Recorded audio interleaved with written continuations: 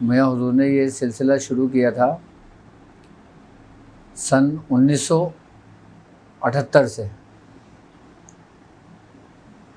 اچھا، جو پہلے بابا کے جو استاد تھے نا، وہ ایک گرو تھے.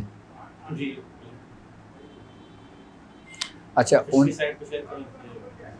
کہاں؟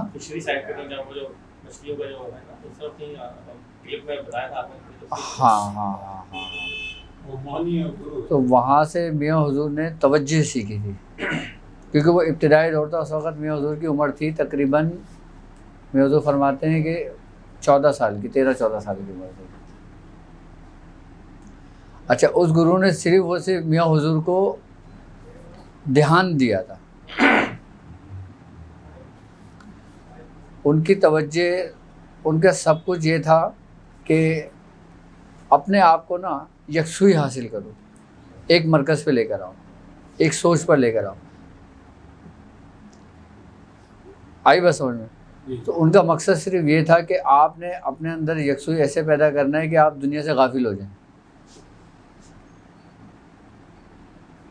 انہوں نے صرف وہ صرف میاں حضور کو جو نا صرف وہ صرف دھیان کی تربیت دی تھی. اس شخص کے بارے میں میاں حضور بتاتے ہیں کہ اس کے بارے میں کوئی یہ نہیں کہہ سکتا کہ وہ کون تھا. میاں حضور آخر میں فرماتے ہیں کہ وہ سورہ ناس پڑھنے لگا تھا.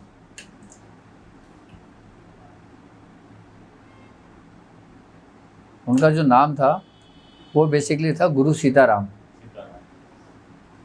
کیونکہ ان کے جو گرو تھے نا، انہوں نے اس کی تربیت کری تھی، وہ ہندو تھے. اچھا، وہ بہت خطرناک معاملات تھے ان کے. وہ کہتے ہیں نا کہ اللہ تعالیٰ بس جسے چاہتا ہے ہدایت دے دیتا ہے، کہ ساری زندگی کفر میں گزر جاتی ہے، جب آخری وقت آتا ہے تو انسان کو ایمان نصیب ہو جاتا ہے. وہ جسے چاہتا ہے ایمان کی دولت سے نواز دیتا ہے، اور جسے چاہتا ہے اس کو گمراہ کر دیتا ہے. یہ نقطہ سمجھ میں نہیں آتا عام انسان. جی، آپ نے دیکھا کہ بہت سارے لوگ بڑی پاکیزگی زندگی گزارتے ہیں، ہاں، آخر میں جا کے مسٹیک. اور بعض لوگ ایسے ہوتے ہیں کہ بڑی برائیاں، اور اس میں ہدایت کیسے ملتی؟ ہاں، بات یہ ہے کہ اللہ رب العزت فرماتا ہے کہ ھدی للمتقین الذین، کہ ہدایت ہے متقیوں کے لیے. جو شخص اپنے بزرگوں کا راستہ چھوڑ دیتا ہے نا، وہ پھر گمراہ ہونے کے اس کے 99% چانس ہو جاتے ہیں. اب بزرگوں کی رسی چھوڑنے سے مراد کیا ہوتا ہے کہ وہ دنیاوی خواہشات میں لگ جاتا ہے، اس کو پتہ نہیں ہوتا، وہ سمجھ رہا ہوتا ہے کہ میں دین کا کام کر رہا ہوں. اللہ تبارک تعالیٰ فرماتا ہے نا قرآن میں کہ جو شخص ہماری یاد سے تغافل برتتا ہے، ہم اس پہ ایک شیطان مسلط کر دیتے ہیں، اور وہ اس کے ساتھ ساتھ رہتا ہے. جب وہ ہمارے پاس پہنچتا ہے، جب وہ اپنے نامہ اعمال دیکھتا ہے، تو وہ پھر وہ شیطان سے کہتا ہے کہ تو میرا بدترین ساتھی نکلا، کاش تیرا اور میرا فاصلہ مشرق اور مغرب کا ہوتا. یہ قرآن کی آیت کا مفہوم ہے. یہ یعنی کہ انسان ایک راستے پہ چل رہا ہے، ٹھیک ہے، چلتے چلتے جب اس کو کوئی قوت، کوئی طاقت، کوئی ملتی ہے، تو اس کے اندر ایک کیفیت پیدا ہوتی ہے. اچھا، ان کیفیت کو سنبھلنے کا نام ہی بزرگوں کی رسی کو مضبوطی سے تھامنا ہے. اور اگر اس کیفیتوں کو آپ نہیں سنبھال پائے، ان قوت کو آپ نہیں سنبھال پائے، تو سمجھ لیں کہ آپ کے ہاتھ سے وہ رسی چھوٹ گئی. بزرگوں کی رسی کو مضبوط تھامنا یہ نہیں کہ آپ بزرگوں کی صحبت میں بیٹھ جائیں. بزرگوں کی رسی کو مضبوطی سے تھامنا انہی قوتوں کو سنبھالنے کا نام ہے، جو ان کی توجہ سے آپ کو حاصل ہو رہی ہے. اب لوگ سمجھتے ہیں کہ یار میں نے اتنی ریاضت کری ہے، میں نے اتنا سب کچھ کرا ہے، تو میں نے یہ پایا ہے. اس نے کچھ بھی نہیں پایا. اس کی کیا حیثیت تھی؟ یہ میں ہی انسان کو برباد کر دیتی. یہی میں ہی جو انسان کو ہوتی ہے نا، جو آخری وقت میں انسان کو گمراہ کر دیتی. جی، آپ کا درس سب کے لیے برابر ہی ہے، سب کے لیے برابر. لیکن یہاں سے کچھ اتنا حاصل کرتا ہے، کچھ زیادہ حاصل کرتا ہے، کچھ بھی نہیں حاصل کرتا. حالانکہ آپ کا درس سب کے لیے، لیکن یہ کیا چیز ہے انسان کے اندر کہ آپ سے فیض جو ہے وہ اتنا حاصل کرتا ہے، تھوڑا کوئی بہت زیادہ. اس کی وجہ یہ ہوتی ہے کہ اپنے اپنے ظرف کی بات ہوتی ہے. وہ کہتے ہیں نا یہ جو پی کے بہگ جائے اسے میں کدے سے نکال دو. یہ تنگ نظری کا کام نہیں، یہ اہل ظرف کا کام ہے. صرف سمجھنے کا ہی تو نام روحانیت ہے. آپ نے جس دن اس نقطے کو سمجھ لیا نا اس دن آپ کامل ہو گئے. اب کچھ لوگ ذرا سے پی کے بولتے ہیں کہ ہم نے سب کچھ حاصل کر لیا. ایک بھگت کبیر ہندوؤں میں ایک گرو گزرا ہے, وہ کہتا ہے کہ مصری کا پربت بھیو چینٹی نقصی آئے, چینٹی نے اپنا منہ بھر لے اور پربت کا کیا جائے. یعنی کہ ایک مصری کا پہاڑ ہے, روحانیت جو ہے ایک مصری کا پہاڑ ہے, اور ایک چینٹی آئی ہے, اس نے اپنے منہ میں مصری جتنے اس کے منہ میں آنے تھے اس نے بھر لیا. اب وہ سمجھ رہی کہ میں نے پورا پہاڑ لے لیا. تو ایسا ممکن ہے؟ تو یہ بات کہ کچھ اصل میں بات یہ ہوتی ہے کہ جو شخص اپنے معاملات میں یکتا ہو جاتا ہے, یکتا ہونے سے مراد کیا ہے, اس پہ پابندی کر لیتا ہے, متواتر اس کو اپنے ورد میں یا اس معاملات میں رکھتا ہے, تو وہ جوں بڑھتا رہتا ہے نا, سمجھ لیں کہ اس کی روحانیت بھی بڑھتی رہتی ہے, اس کی ترقی بھی ہوتی رہتی ہے, اور پھر وہ مزید اور لیتا رہتا ہے. کیسے پتہ چلے گا اس کو کہ اس کی روحانیت بڑھ رہی ہے؟ اس کے اندر اپنے شیخ کی محبت پیدا ہو جاتی ہے, اس کی انسیت پیدا ہو جاتی ہے, اس کی صحبت میں اس کی جو طبیعت جو کیفیت ہوتی ہے نا وہ مختلف ہو جاتی ہے. اچھا بعض ایسا ہوتا ہے کہ آپ دیکھتے ہوں گے کہ آپ کسی نورانی محفل میں بیٹھے ہیں, کسی بزرگ کی صحبت میں بیٹھے ہیں, یا کسی کی آپ نے صحبت اختیار کری, آپ کے اوپر بہت زیادہ اثر ہوتا ہے اس چیز کا. آپ بولتے ہیں کہ میں اب یہ سورہ قریش نہیں چھوڑوں گا اب میری زندگی میں سورہ نماز نہیں چھوڑوں گا اپنی زندگی میں. جب ان بزرگ کی صحبت سے اٹھ کے آپ جاتے ہیں, یہ کیفیت ہوتی ہے آپ کی, ایک سرور ہوتا ہے آپ کے اندر, لیکن آہستہ آہستہ وہ اس کیفیت میں کمی ہونی شروع ہو جاتی ہے, اور ایسی کمی ہو جاتی ہے کہ آپ اس کو بھول جاتے ہیں. یہ کیا وجہ ہوتی ہے؟ یہ اصل بات ہے, یہ کیا کیفیت ہوتی ہے؟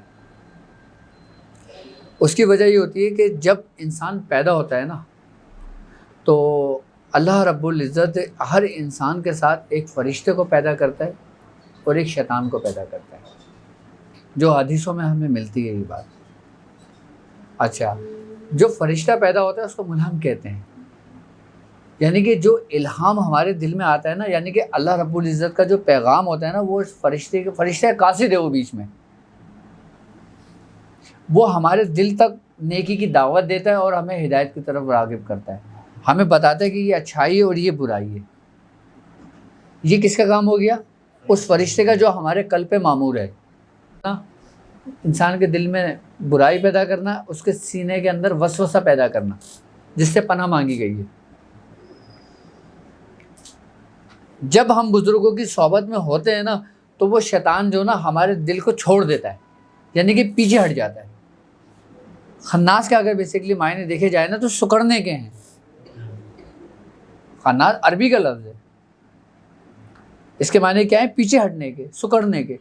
تو جب بزرگوں کی محفل میں جاتا ہے نا, تو وہ خناس جو نا اس کے قلب سے سکڑ جاتا ہے, اس کے پیچھے ہٹ جاتا ہے, تو ان باتوں کا اثر جو نا ان کے قلوب پر ہو رہا ہوتا ہے. اور جو فرشتہ ہوتا ہے نا ملہم, وہ طاقتور ہوتا ہے, وہ اور نیکی کی دعوت دے رہا ہوتا ہے, اور لوگوں کو ہدایت کی طرف لا رہا ہوتا ہے. اب قلب کی ہی قرآن مجید کے اندر بہت ساری اقسام بیان کی گئی ہیں کہ کون کون سے قلب ہیں. قلب سلیم ہے, اور بعض جگہوں پہ اللہ تعالیٰ نے فرمایا کہ ہم نے ان کے قلبوں پہ مہر لگا دی ہے, اور بعض جگہ فرمایا کہ یہ ان کے قلب تو ہیں لیکن یہ سوچتے نہیں ہیں, غور و فکر نہیں کرتے. اصل ان بزرگوں کی جو محفل ہوتی ہے نا, یعنی کہ جو درس و تدریس کا جو سلسلہ ہوتا ہے, جو اس کی روحانیت ہوتی ہے, اس کا اثر اس وقت اس کے قلب پر پڑ رہا ہوتا ہے. اچھا, قلب پہ پڑنے سے اثر جو ہوتا ہے نا, وہ اس کی ساری زندگی اس پر قائم رہتا ہے, اگر وہ خناس بیچ میں نہ ہو تو. خناس کا کام ہی اس اثر کو زائل کرنا ہوتا ہے. جبھی تو پناہ مانگی گئی ہے نا, ورنہ پناہ کیوں مانگی گئی ہے؟ اس لیے کہا گیا ہے نا, اللہ تعالیٰ قرآن میں کیا کہتا ہے, اے ابن آدم, ہم نے تم سے نہ کہا تھا شیطان کو نہ پوچھنا, وہ تمہارا کھلم کھلا دشمن ہے, وہ میرا نہیں ہے. اللہ تعالیٰ کہتا ہے میرا نہیں ہے, وہ تمہارا کھلم کھلا دشمن ہے. اگر شیطان کی, اگر آپ نے ہسٹری تاریخ پڑھی, اگر شیطان کے بارے میں آپ تھوڑی سی ریسرچ کرو نا, تو آپ اس کا پورا لب لباب پتہ ہے کیا نکلتا ہے؟ اس کا لب لباب یہ نکلتا ہے کہ وہ ابن آدم کا دشمن ہے، وہ اللہ کا دشمن نہیں ہے۔ اچھا اللہ کا دشمن وہ کیسے ہو سکتا ہے؟ جس نے اللہ رب العزت کی صحبت لی ہو، راز و نیاز کی باتیں کی ہوں، ایک عرصہ عمر گزارا ہو، جو وہ جانتا ہو کہ اس کی قدرت کہاں تک ہے اور کیا کیا ہے، تو وہ کیسے اس کی وہ کر سکتا ہے؟ آپ مجھے بتائیں مجھے۔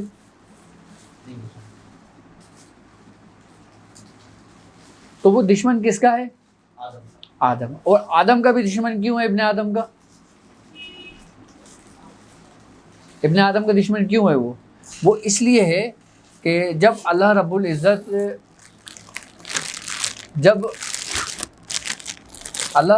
اس سے راز و نیاز کی باتیں کیا کرتا تھا، تو اس وقت اللہ رب العزت کے قریب یہی تھا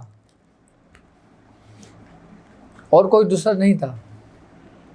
تو اس کے دل میں یہ خیال آیا کہ اے باری تعالیٰ، کہ تیرے جتنا میں قریب ہوں کوئی اور بھی ہے،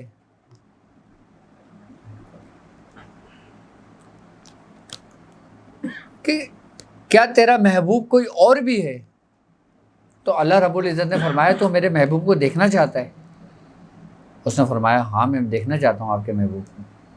تو اللہ رب العزت نے فرمایا کہ یہ قندیل ہے اور اس کے اندر 70,000 پردے ہیں، ان 70,000 پردوں کے اندر وہ میرے محبوب کا نور محفوظ و پوشیدہ ہے، اور اگر تو اس نور کو دیکھنا چاہتا ہے تو 1000 سال عبادت کرے گا تو یہ ایک پردہ اڑ جائے گا۔ کہتے ہیں کہ روئے زمین پہ کوئی ایسی جگہ نہیں تھی جہاں پہ شیطان نے سجدہ نہ کیا ہو۔ وہ کیا بات تھی؟ اچھا پہلے وہ عبادت کرتا تھا اس رب کے لیے، اب وہ عبادت کر رہا ہے کس کے لیے؟ رب کے محبوب کو جاننے کے لیے۔ اس کو یہ تھا کہ وہ میں ہی ہوں گا، گمان تھا اس کو، یہ تھا کیونکہ جتنا رب کے قریب میں ہوں کوئی دوسرا نہیں ہے اس وقت۔ کہتے ہیں نا کچھ لوگ قریب رہ کر بھی بہت دور ہوتے ہیں اور کچھ لوگ دور رہ کر بھی بہت قریب ہوتے ہیں۔ تو شیطان نے جو نا عبادتیں کرنے شروع کر دی، وہ جوں اس کے 1000 سال مکمل ہوتے رہتے ایک قندیل سے نور پردہ اس سے ہٹتا رہتا۔ آخر میں جب اس نے 70,000 سال کی عبادت مکمل کر لی تو ایک قندیل میں سے ایک نور پھوٹا۔ تو اس نے کہا شیطان نے کہ اے باری تعالیٰ یہ تو ایک نور ہے، اس میں تو مجھے کچھ ہی نظر آیا۔ اس کو بھی کیسے نظر آتا؟ اس کی بصارت نہیں تھی اتنی کہ وہ اس نور کو دیکھ سکے۔ لیکن اللہ رب العزت نے پھر اس کو حکم دیا کہ 1000 سال عبادت اور کر۔ پھر جب اس نے 1000 سال کی عبادت کی نا تو اس قندیل میں سے جو نور پھٹا تھا وہ پھر باقاعدہ طور پہ لکھا ہوا تھا کہ لا الہ الا اللہ محمد رسول اللہ۔ تو شیطان نے اس وقت یہ بات کہی تھی کہ اے باری تعالیٰ یہ محمد کون ہے؟ اس کے دل میں ایک حسد، ایک جلن پیدا ہوئی کہ اس میں میرا نام کیوں نہیں ہے۔ تو اللہ رب العزت نے کہا تھا کہ میرا ایک محبوب ہے اور ایک مردود ہے۔ تو اس نے کہا محبوب تو میں نے دیکھ لیا کون ہے، مردود کون ہے؟ وہ شیطان ڈر گیا، لرز گیا۔ تو اللہ رب العزت نے فرمایا کہ ہم اس کا فیصلہ ان قریب کریں گے۔ یہ تخلیق آدم سے پہلے معاملہ ہو رہا ہے۔ اب پھر اللہ رب العزت نے حضرت جبرائیل علیہ السلام کو حکم دیا، کیا کہا تھا کہ میں زمین پہ اپنا ٹھیک ہے۔ تو جبرائیل نے کیا کہا تھا؟ خون ریزی کریں گے، فساد کریں گے، قتل و غارت گیری کریں گے۔ جبرائیل کو کیسے معلوم تھا؟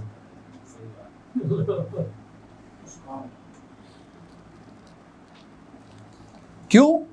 کیونکہ اللہ رب العزت جب شیطان سے راز و نیاز کی باتیں کیا کرتا تھا نا، تو وہ جو راز و نیاز کی باتیں ہوتی تھیں نا، وہ چند ملائکہ کے اندر ان باتوں کو وہ ظاہر کر دیا کرتا تھا۔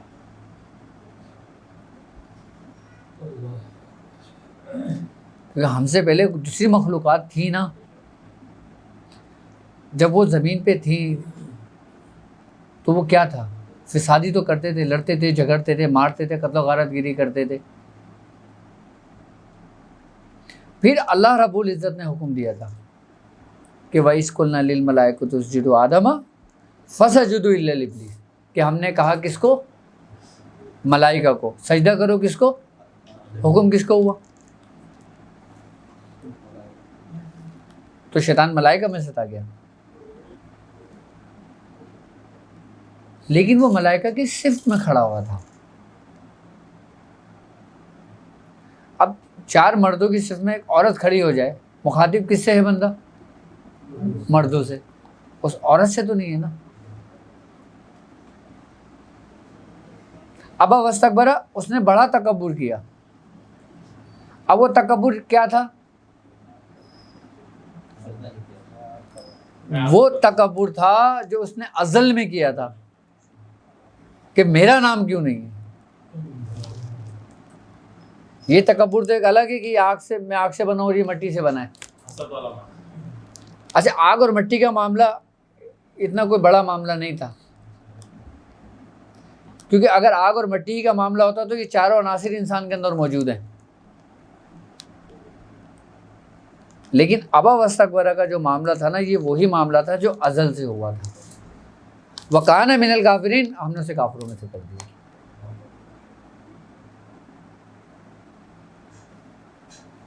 اب جب اسے کافروں میں سے قرار دے دیا تو پھر اس نے اللہ رب العزت سے مہلت مانگی. مہلت کیا مانگی؟ قیامت تک کے لیے. اچھا، ایک دنیاوی مثال ہے کہ یہ میرے محبوب ہیں، میں ان سے بے انتہا محبت کرتا ہوں، یہ مجھ سے بڑے راز و نیاز کی باتیں کرتے ہیں. ٹھیک ہے، اب میں سمجھتا ہوں کہ یہ صرف میرے ہیں، باقی کسی کے نہیں ہیں. اب یہ ان کے قریب آنے کی کوشش کرتے ہیں تو میں کیا کروں گا؟ میں ان کو روکوں گا کہ یہ اس راز تک نہ پہنچ جائے جس راز تک میں پہنچاؤں. تو پھر کیا کرنا شروع ہوا؟ گمراہ. تو ابن آدم کے دشمن اسی لیے ہوئے. پھر اللہ تعالیٰ نے کیا کہا کہ جو میرے بندے ہیں نا، اس پہ تیرا زور نہیں چلے گا.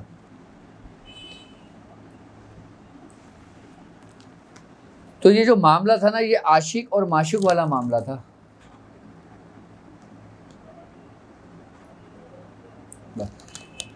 لیکن وہ ملعون کیوں قرار دیا گیا کہ اس نے اس رسالت کو تسلیم نہیں کیا، اس نے اس نور کو تسلیم نہیں کیا، تو اللہ رب العزت نے اسے کافروں میں سے کر دیا.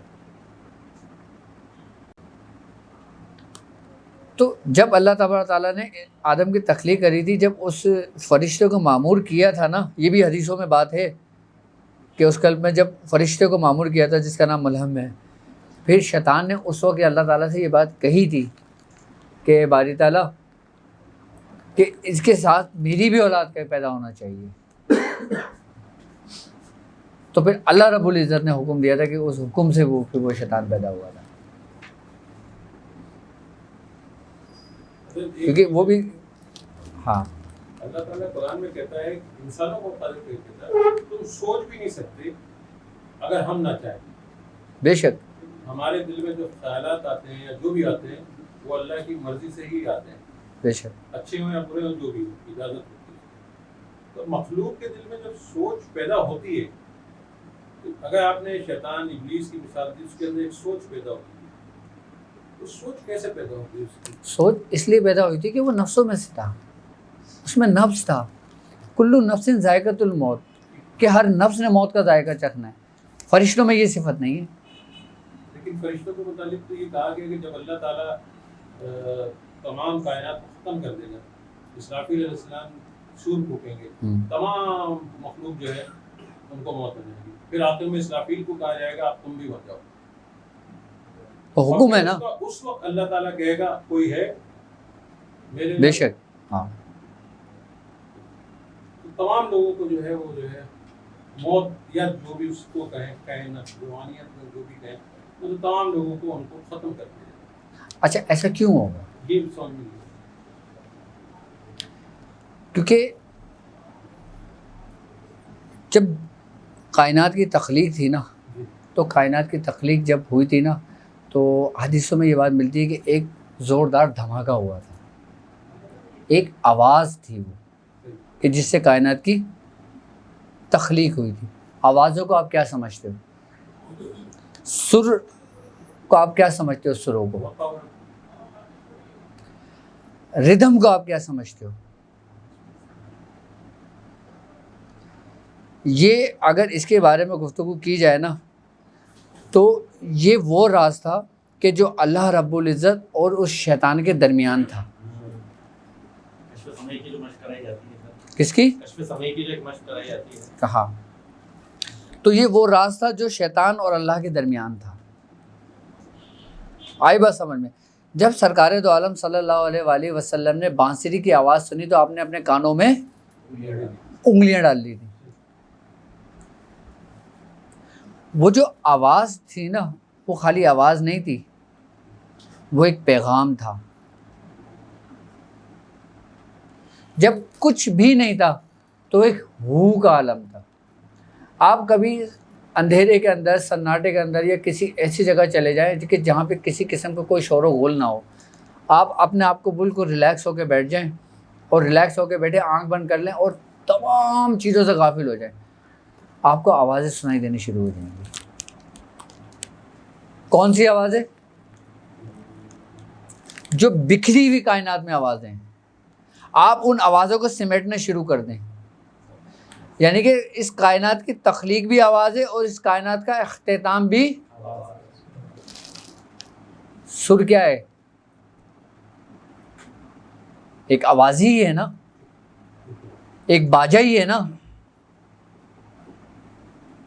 تو تخلیق بھی کہاں ہوئی اور ابتدا بھی کہاں سے ہوئی، انتہا بھی کہاں ہوئی. یہ وہ راز ہے جو اللہ رب العزت اور وہی جانتا ہے جس کو اس نے عطا کیا ہو.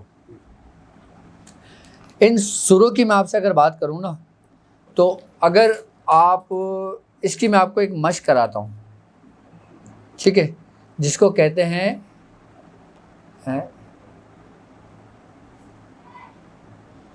سماعت تخیل،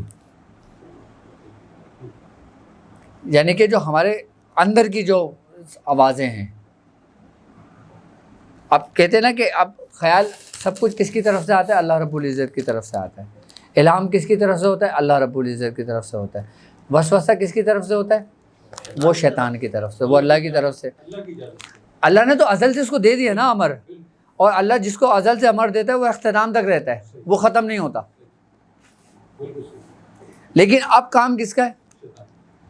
اچھا، آپ نے حضرت مولانا روم نے آپ نے ان آوازوں کے متعلق بڑی گہری گفتگو کی ہے، یعنی کہ اتنی گہری گفتگو کری ہے. آپ فرماتے ہیں کہ یہ اللہ کے رازوں میں سے ایک راز ہے. بانسری کے حوالے سے آپ نے پڑھا ہوتا ہے، بانسری کی لے کے بانسری کیا بول رہی ہے، کیا بول رہی ہے، 7 سوراخ کیا ہے، ہاں 11 سوراخ کیا ہے، ہاں، اس کی پوری منزلیں ہیں، یہ بالکل بے شک. اس کی پوری ایک ترتیب ہے.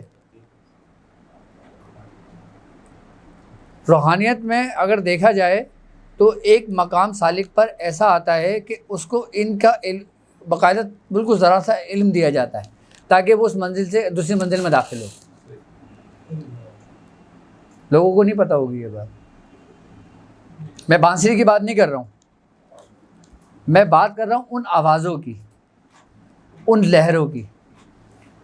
آج سائنس اس کی ریسرچ ہے، وہ کہتی ہے کہ ہم دنیا میں جو کچھ بولتے ہیں نا وہ آوازیں ختم نہیں ہوتی، کبھی وہ خلا میں چلی جاتی ہیں.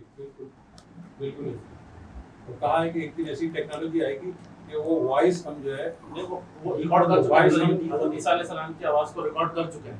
یہاں تک بات آ گئی ہے سر. صحیح، کیونکہ آواز توانائی ہے، توانائی مرتی نہیں ہے، ختم نہیں ہوتی. اچھا، آپ یہ کہہ رہے ہیں کہ حضرت عیسیٰ علیہ السلام کی آواز کو ریکارڈ کر چکے ہیں، یہ آپ اسٹڈی پڑھا ہے آپ، ٹھیک ہے. لیکن اگر دیکھو سائنس کسی بھی چیز کا پروف مانگتا ہے، ورنہ اس کو وہ ایکسیپٹ نہیں کرے گا. وہ کیا پروف ہے؟ وہ کیسے ثابت ہوگا؟ اب سائنس سے یہ بھی ریسرچ یہ ہے کہ اب میں اس کرسی پہ بیٹھا ہوں نا، اب میں اس کرسی سے اٹھ کے جاؤں 5 منٹ تک اس کرسی کے اوپر میرے اثرات مرتب رہیں گے، بقول سائنس کے جو اس نے ثابت کیا ہے. باقاعدہ انہوں نے کچھ ایسے کیمریز فٹ کیے ہیں اور اس کیمرے میں اس کو اتنا زومنگ انہوں نے کیا ہے، اتنا اس کے لینس کے اتنا ایک حد تک انہوں نے بڑھایا ہے کہ یہاں تک کہ میں اٹھ کے بھی چلا جاؤں تو میرا ریفلیکشن باقی رہتا ہے. آپ کا اورا جو ہے وہاں بیٹھا ہوا ہوگا، اس کو اورا لازمی بیٹھا ہوا ہوگا. کیرولائن فوٹوگرافی کہا جاتا ہے. ہاں، فوٹوگرافی کہا جاتا ہے، اس کا نام دیا گیا کیرولائن فوٹوگرافی کا نام. کیرولائن کیرولائن فوٹوگرافی فوٹوگرافی کہا گیا ہے. یہ ثابت کیا ہے نا سائنس نے. اچھا آوازوں کو کیسے کریں گے؟ انہوں نے آوازوں پہ اس طریقے سے ریسرچ کری ہے کہ انہوں نے چھوٹی چھوٹی نا کوہ بنائی ہیں، جیسے تہ خانے ہوتے ہیں نا. آپ یہ دیکھیں کہ مہاتما گوتم بدھ جو اس کے پیروکار جو لوگ ہیں، جو بدھا جو کہ اس کے پیروکاروں میں سے جو لوگ ہیں، آپ نے ان کے دیکھا ہوگا کہ انہوں نے محراب ٹائپ کی نا ایک چھوٹی چھوٹی سی کھولیاں بنائی ہوئی ہیں. جب وہ اپنے بچوں کو، جب 7-8 سال 9 سال کے بچے ہوتے ہیں نا، وہ باقاعدہ طور پہ ان بچوں کو جو نا اس کے اندر قید کرتے ہیں. قید کرنے سے مراد یہ ہوتا ہے کہ ان کو 8-10 گھنٹے کی اس میں وہاں پہ ان کو تربیت دیتے ہیں کہ وہ یہ کہتے ہیں کہ آپ نے کچھ نہیں کرنا، آپ نے بالکل ریلیکس ہو کے بیٹھ جانا ہے. وہ کیا کر رہے ہوتے ہیں؟ وہ صرف اپنے آواز، اپنے جو ان کے ظاہر اعضاء ہوتے ہیں نا، جو سننے، آنکھیں دیکھنے کی، بولنے کی سب صلاحیت ہوتی ہے نا، اس کو بند کر دیا جاتا ہے. اور پھر اس پہ نا ان کو مشقوں پہ پریکٹس کرائی جاتی ہے. اب جب ان کو پریکٹس کرائی جاتی ہے نا، تو ان کے جو حواس خمسہ ہیں نا وہ جاگتے ہیں. اچھا حواس خمسہ کا جو تعلق ہوتا ہے نا، وہ اس کا تعلق ہوتا ہے باطنی سے، یعنی کہ ان معاملات سے جو انسان کی نظروں سے اوجھل ہوتا ہے. یعنی کہ جو اچھا یہ پردہ ہے نا، یہ ظاہری پردہ ہمارا اس وقت تک ہے جب تک ہم دیکھ رہے ہیں، بول رہے ہیں، سن رہے ہیں، کھا رہے ہیں، پی رہے ہیں. جب یہ چیزیں بند ہو جاتی ہیں نا تو ہماری آنکھوں سے پردہ ہٹ جاتا ہے. بزرگ کیوں ریاضت کرتے تھے؟ حضرت سرکار غوث پاک نے، آپ مادہ زاد ولی پیدا ہوئے تھے، آپ حسنی حسینی سادات گھرانے سے تھے، آپ نے 40 سال جنگل میں کیوں گزار دی؟ یہ ساری تربیتیں، سارے معاملات یہ ہمارے تھے، یہ ہماری وراثت تھی، ہماری میراث تھی. ہم نے اس کو چھوڑ دیا اور دوسرے مذاہب کے لوگوں نے اس کو اپنا لیا. فرق صرف اتنا ہے کہ ہم نے کلمہ پڑھا ہوا، انہوں نے کلمہ نہیں پڑھا ہوا. ہم قرآن کو پڑھتے ہیں، وہ قرآن کو سمجھتے ہیں. میں آپ کو حقیقت بتا رہا ہوں، قرآن کے بغیر کوئی ترقی ممکن نہیں ہے. دنیا میں آج جتنی بھی ترقی ہے نا، وہ صرف قرآن ہی کی بدولت ہے. اللہ رب العزت نے قرآن میں جو کھل کر بیان فرمائے ہیں، آپ نے تو صرف قرآن کو کسی رکھا ہے کہ بھائی اصال و ثواب کے لیے رکھ دیا. آئی بس سمجھ میں، اگر روزی روزگار بند ہو گیا تو آپ نے قرآن کسی نے کہہ دیا تو آپ نے اٹھا کے پڑھنا شروع کر دیا. آئی بس سمجھ میں. یا قرآن کو آپ نے، بیٹی کی شادی ہوئی تو اس کو سر کے اوپر رکھ کے اس کو گھر سے الوداع کر دیا.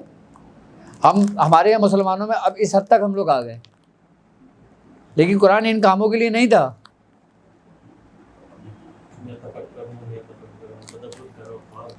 قرآن تو تھا والسابقون والسابقون کے لیے، کہ جو سبقت لے جانے والے لوگ ہیں. اور جنہوں نے قرآن کو سمجھ لیا وہ نکل گئے. لیکن اس کی ایک بات یاد رکھنا، ان تمام راستے کی بنیاد، ان تمام چیزوں کی بنیاد، سب سے جو پہلا اسٹیپ ہے نا، وہ توجہ ہی ہے، وہ غور و فکر ہی ہے. وہ غور و فکر کیا ہے؟ ایک آپ کے اندر یقین ہونا چاہیے. استاد کی رہنمائی آپ کو کیوں ضرورت پڑتی ہے وقتاً فوقتاً؟ ہر راستے پہ، ہر قدم قدم پہ آپ کو استاد کی ضرورت کیوں پڑتی ہے؟ کیونکہ نبی کریم صلی اللہ علیہ وآلہ وسلم کا فرمان ہے، آپ نے فرمایا جب کسی راستے کا تعین کرو تو اس کے رفیق کو تلاش کر لو.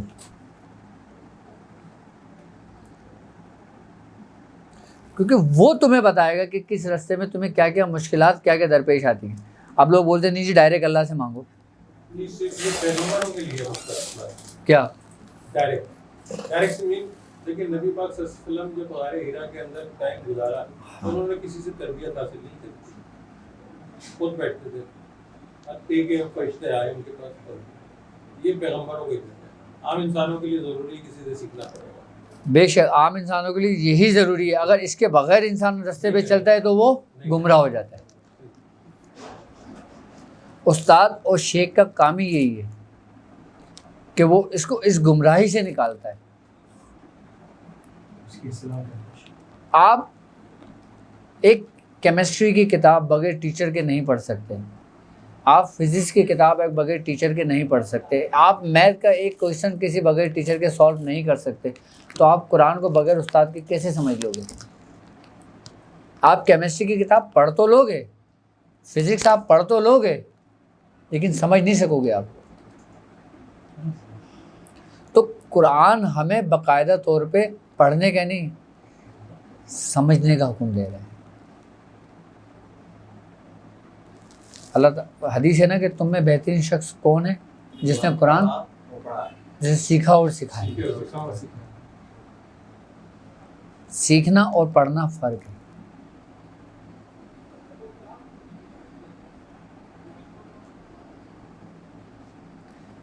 جب آپ غار حرا میں تھے سرکار دو عالم صلی اللہ علیہ وسلم، جب حضرت جبرائیل علیہ السلام آئے تھے تو حضرت جبرائیل علیہ السلام نے کیا کہا تھا کہ اقرا بسم ربک الذی، کہ پڑھ اپنے رب کے نام. آپ نے کیا فرمایا تھا؟ پڑھنا نہیں آتا. مما انا بقاری، میں پڑھا ہوا نہیں. میں پڑھا ہوا نہیں. نہیں. یہاں کیا مقصود تھا؟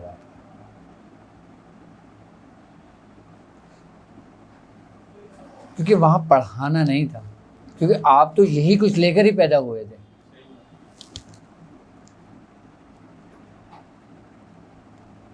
اگر دیکھا جائے تو یہی علم الادیان ہے، یہ پڑھنے سے حاصل نہیں ہوتا، یہ کسی کی صحبت سے ہوتا ہے.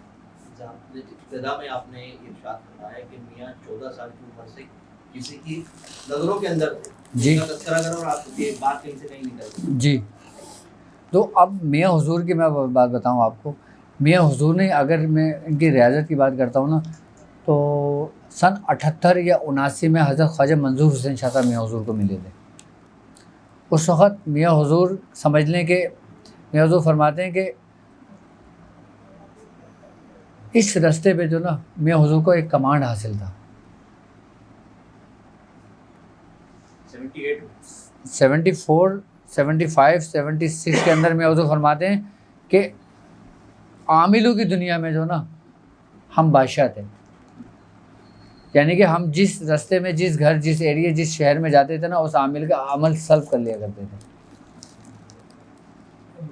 یہ دادا میاں سے ملنے کی پہلے کی بات میں آپ کو بتا رہا ہوں. جی.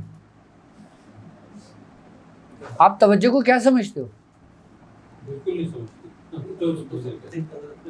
جس دن آپ صرف توجہ کو سمجھ لیں گے نا، آپ کی آدھی منزلیں طے ہو جائیں گی. کتنی منزلیں؟ آدھی منزلیں طے ہو جائیں گی صرف توجہ سے. ہم نے جسے ہاتھ ملایا اس نے سلام کیا، میں سلام کا جواب دیا، اس نے ہاتھ ملایا تو لے گیا. جی. ہمارا کیا ہوگا؟ اور نہیں، آپ لوگوں کو کچھ نہیں ہوگا، کیونکہ آپ لوگوں کی پش جو نا بہت بھاری ہے.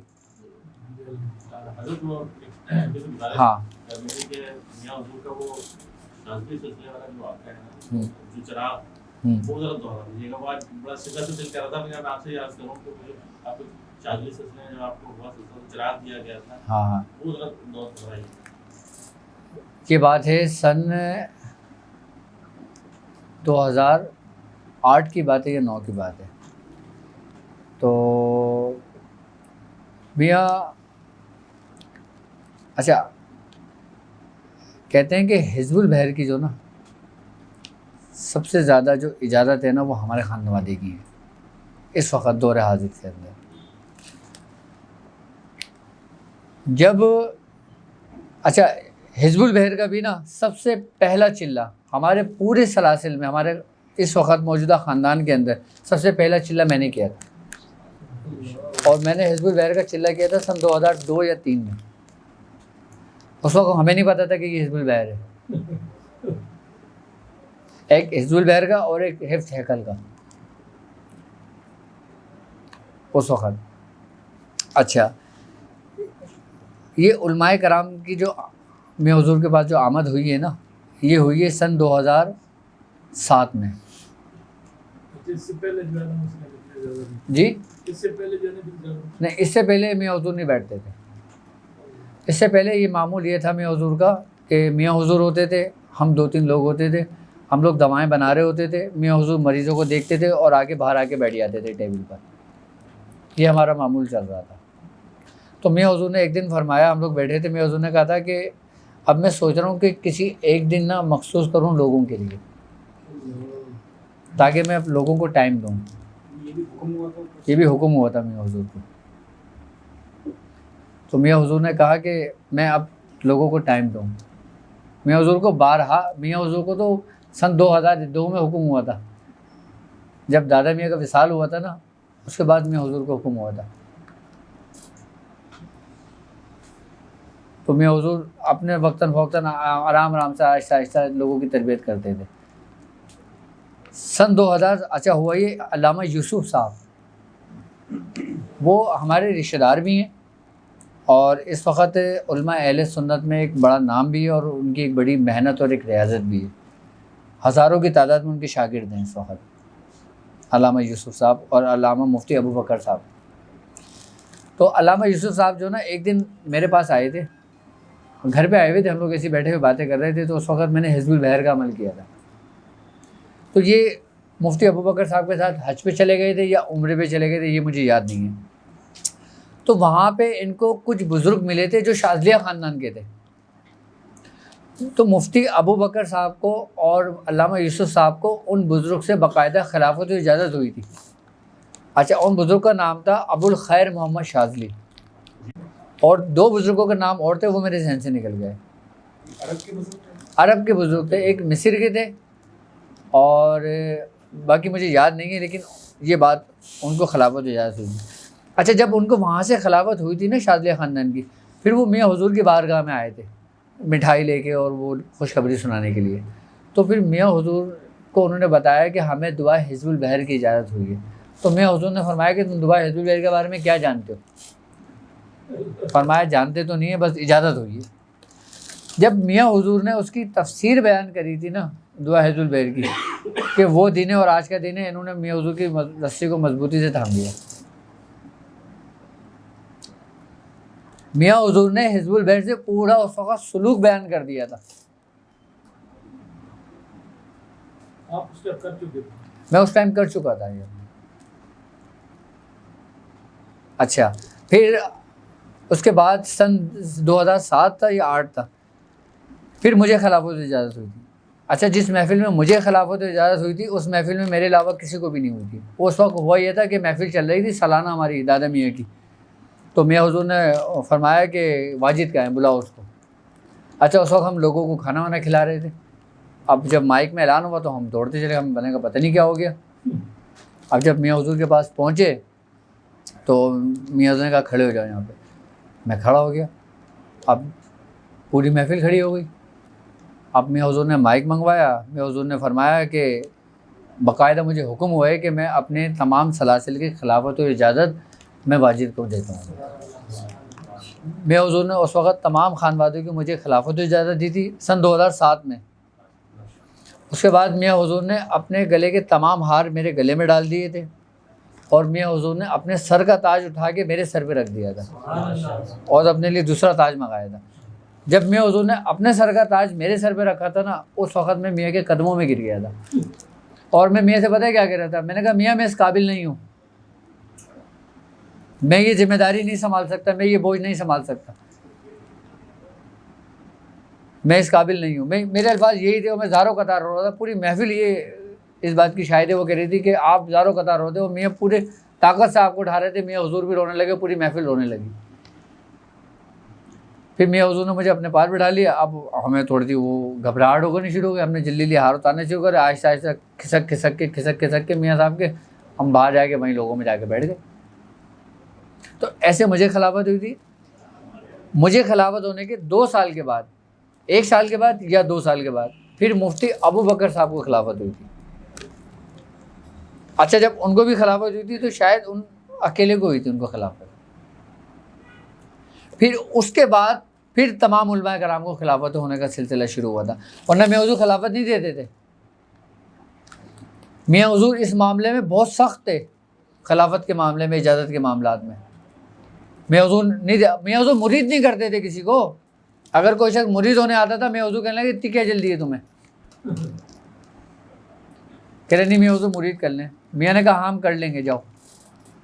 وہ بیچارہ چکر لگاتا رہتا تھا. یہ تو اب دادا میاں کی وصال کے بعد پھر میاں حضور نے پھر مرید بھی کرنا شروع کرا اور خلافت کا سلسلہ شروع ہوا سن 2006 میں. مجھ سے پہلے 2 لوگوں کو خلافت ہوئی تھی، ان کا انتقال ہو گیا، شداد بھائی کا. اور اس وقت میاں حضور کے سینئر خلفاؤں میں سب سے پہلا نام میرا ہی آتا ہے، اس کے بعد بھی تمام لوگوں کو خلافت اجازت دی۔ اچھا، اس وقت تک میں یہ کام کر کے چھوڑ چکا تھا، سائڈ ہو چکا تھا، میں پھر اپنے ذکر و اذکار کی طرف میں آ گیا تھا، اپنے معاملات کی طرف آ گیا تھا۔ جب دوسرے لوگوں نے اس رستے کا آغاز کیا، اس وقت میں اس کو چھوڑ چکا تھا، میں اس کو چھوڑ چکا تھا، میں پھر دوسری اس طرف آ گیا تھا اس میں صلاح۔ ورنہ آپ یقین کریں کہ میاں حضور ہمارے معاملات میں اتنے سخت تھے کہ ہماری یہ ہمت نہیں ہوتی تھی کہ میاں حضور سے پوچھنے کی کہ یہ عمل کتنے دن کرنا ہے۔ ایک دفعہ میاں حضور نے مجھے پرچہ دیا، مجھ سے کہا یہ یاد کرنا، میں نے دیکھا، میں نے صرف اتنا کہہ دیا کہ مجھے یاد تو ہے لیکن کرنا کتنے دن، میرے ہاتھ سے پرچہ لے لیا۔ کہہ رہے یہ کیا ہوتا ہے کتنے دن؟ کہہ رہے جب مکمل ہوگا نا تب آنا۔ ہمیں وہ عمل کرنے میں 6 مہینے لگ جاتے تھے، جبکہ اس وقت میں نہ گھر میں آ سکتا تھا، نہ گھر پہ کھا سکتا تھا، نہ گھر پہ سو سکتا تھا، نہ گھر پہ پی سکتا تھا، نہ گھر کی شادیوں میں کھانا کھا سکتا تھا۔ ہمارے چچاؤں کی شادیاں ہمارے سامنے ہوئی ہیں، ان کی شادیوں کا کھانا تک میں نے اپنی شادی کا کھانا نہیں کھایا، اس میں بھی میں پرہیز میں ہوا کرتا تھا۔ میاں حضور اتنے سخت تھے اس معاملات میں۔ اب میاں حضور اتنی سختی نہیں کرتے، لیکن میاں حضور نے پھر جو ذکر و اذکار کے طریقہ کار، ذکر و اذکار سمجھائے، پھر ان کاموں کے طریقہ کار سمجھائے، وہ نایاب ہے۔ اب علم العدد کی جو ہماری کلاسز چل رہی ہیں، یہ سارا علم کیا ہے؟ یہ میاں حضور کا تو ہے، یہ انہی کی تو تربیت تھی، یہ چیزیں میں چھوڑ چکا تھا۔ یہ تو اللہ، ہمارے طاہر ندیم قادری بھائی ہیں، ہمارے پیر بھائی ہیں، انہوں نے بولا کہ واجد بھائی یہ سلسلہ شروع کرو آپ۔ وہ میرے پیچھے لگ گیا تھا 1 ہفتے تک، ہر روز مجھے فون کر کے بولتا تھا نہیں آپ یہ سلسلہ شروع کرو، ہم لوگ دور بیٹھے ہیں، ہم لوگ کیسے سیکھیں گے یہ؟ وہ کراچی، وہ پنڈی بٹیا میں ہوتے ہیں، فیصل آباد میں۔ تو پھر یہ سلسلہ شروع ہوا تھا۔ میں آپ کو میاں حضور کی ریاضت بتا رہا تھا، میں چراغ شاہی کا بھی بتاتا ہوں، چراغ شاہی کیا ہوا تھا، وہ کیسے ملا تھا میاں حضور کو۔ میاں حضور کی ریاضتیں یہ تھیں کہ میاں حضور فرماتے ہیں کہ ہمارے پیر میں ایک سفید رنگ کی چپل ہوتی تھی اور ایک ہرے رنگ کی چپل ہوتی تھی، کیا؟ اور اس وقت میاں حضور کو ان معاملات میں کمال حاصل تھا، اور آج ذرا سا اگر کچھ ہو جائے، میاں حضور فرماتے ہیں کہ ایک دفعہ ہمیں راستے میں 58 پڑی ہوئی مل گئی، اور ہم جا رہے تھے مزار پہ پڑھائی کرنے کے لیے۔ میاں حضور فرمانے لگے ہم نے 58 ملی، ہم نے 58 جیب میں ڈال لی۔ اب ہمارے دل میں یہ خیال آتا رہا کہ اب ہم یہاں سے فارغ ہو کے چائے پئیں گے۔ تو میاں حضور فرماتے ہیں کہ جس دن میں مزار پہ پڑھائی کرنے بیٹھا تھا، اس وقت میرے معاملات ہی نہیں کھلے، اور میں پریشان ہو گیا کہ یار میرے ساتھ یہ ہوا کیا ہے۔ میں حضور کہہ رہے ہیں میرے ذہن و گمان میں نہیں کہ وہ سکہ میری جیب میں۔ میں حضور فرماتے ہیں پھر مجھے معاملات، ایک کارروائی ہوئی مجھ پر، تو مجھے بتایا گیا کہ تمہاری جیب میں جو سکہ ہے وہ تمہارے معاملات کھولنے سے روک رہا ہے۔ تو میں حضور فرماتے ہیں میں نے اسے وہ سکہ نکال کے جیب سے وہیں خراج کر دیا۔ استاد نہیں ہوتے تو ساری زندگی پریشانی رہتی، استاد کا کمال بے شک۔ میاں حضور کی ریاضتیں عام ریاضتیں نہیں ہیں، آج کے دور میں آپ سوچ بھی نہیں سکتے۔ میں کبھی آپ کو میاں حضور کی پرانی تصویریں دکھاؤں گا کہ میں بھی بہت صحت مند ہوں، کیا میں بھی بہت صحت مند ہوں، مجھ سے بھی زیادہ دبلے پتلے تھے میاں حضور، میں دکھاؤں گا ضرور آپ کو، اور آپ یہ بولیں گے کہ واجد بھائی آپ ہی کھڑے میں لگ رہا ہے، لگتا یہی ہے۔ ہاں، جبکہ وہ تصویر سن 1978 کی ہے، آپ میاں صاحب کی 80 کی تصویر جی۔ ہمارے جتنے رشتہ دار ہیں، جتنے لوگ ہوتے ہیں، وہ سب یہی بولتے ہیں، اور بعض لوگوں نے تو کمنٹس میں یہ کہا ہے کہ میاں حضور نے آپ کی صورت میں اپنی عمر کو بڑھا لیا۔ یہ ان کی محبتیں، یہ ان کی محبتیں۔ اچھا، میاں حضور شاذلی خاندان پہ اتنی توجہ نہیں دیتے تھے پہلے۔ ہاں، میاں حضور کے ساتھ ایک دفعہ ہوا یہ کہ ایک بزرگ تھے، ان کے پاس ہی چراغ شاہی خاندان تھا. اچھا یہ چراغ شاہی ایک چراغ ہے, ٹھیک ہے. اب میرے ذہن سے نکل گئی یہ بات کہ یہ 9 چراغ ہیں یا 11 چراغ ہیں. کہتے ہیں کہ دنیا کے اندر یہ 9 چراغ ہیں یا 11 چراغ ہیں. اچھا جن جگہ پہ یہ چراغ ہوتا ہے وہ شاذلیہ کا مرکز ہوتا ہے. یہ سارے ایک جگہ پہ اکٹھے ہوتے ہیں. نہیں سب مختلف جگہوں پہ ہوتے ہیں دنیا میں کہیں. میاں حضور نے مجھے باقاعدہ دکھائی بھی تھی وہ جگہ کہ جہاں جہاں وہ چراغ موجود ہیں.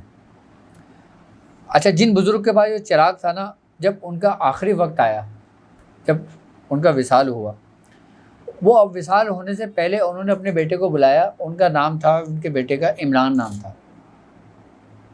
تو ان سے کہا کہ یہ میرے جو تبرکات ہیں نا, یہ سلسلے کی جو امانت ہیں, یہ تم لے جا کے حکیم صاحب کو دے دینا, میاں حضور کو.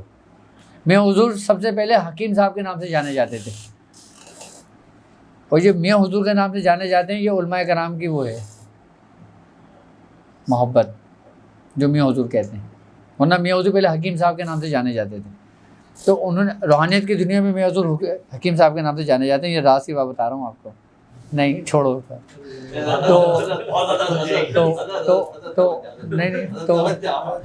تو میاں حضور جب ان بزرگ کا آخری وقت آیا نا, تو انہوں نے کہا یہ حکیم صاحب کو دے دینا جا کے. اب ان کا وصال ہو گیا. اب جب وصال ہوا نا, تو ان کے جو صاحبزادے تھے نا, ان کے ذہن سے یہ بات نکل گئی. اچھا ان کی زندگی کے جو ان کے ماتے جو جنات تھے, جو ان کے معاملات تھے نا, پھر وہ جو نا ظاہر ہو گئے. وہ ایسے ظاہر ہوئے کہ لوگوں کو, گھر والوں کو نظر آنے لگے, پریشان کرنے لگے. ان کے پورے گھر کو تہس نہس کر دیا. پھر ان کو خیال آیا کہ یار مجھے میاں حضور حکیم صاحب کا کہا تھا. پھر وہ تبرکات لے کے میاں حضور کو ڈھونڈتے ہوئے پہنچے. نہیں جانتے نہیں تھے وہ. اچھا میں اس وقت دواخانے پہ تھا. اچھا میری ڈیوٹی یہ ہوا کرتی تھی کہ میں دواخانے کی صفائی کرتا تھا, دوائیں بناتا تھا, مریضوں کو دیتا تھا, ٹوکن دیتا تھا, یہ کرتا تھا میں وہاں پہ. تو میں وہاں بیٹھا ہوا تھا, تو ایک شخص آیا, یہ پورا ڈھک کر لے کر آیا ہے چراغ شاہی اور کچھ تبرکات تھے. وہ لا کے اس نے رکھا. اس نے کہا مجھے حکیم صاحب سے ملنا ہے اور آپ ان کو پیغام دے دیں. خیر ان کو پیغام دے دیا میاں حضور کو.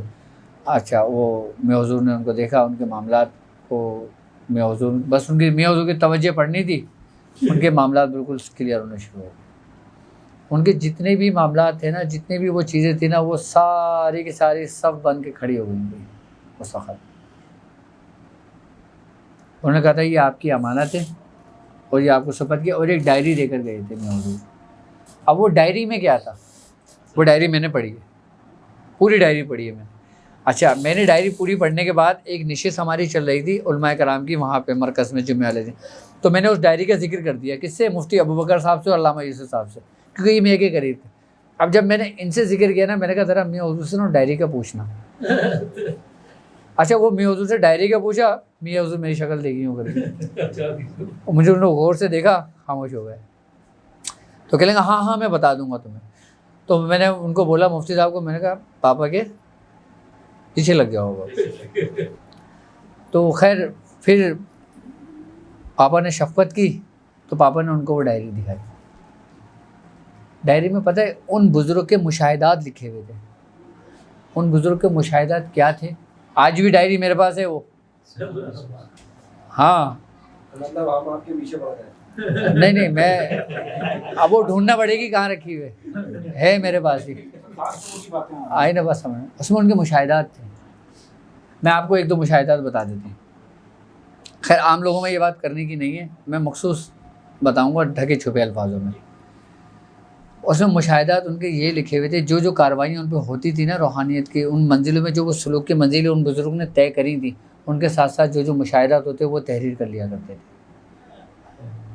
اس میں باقاعدہ طور پہ وہ لکھتے ہیں کہ حضرت شیخ ابوالحسن شاذلی نے بنفس نفیس آ کر مجھے پوری اپنے سوانح حیات لکھوائی ہے.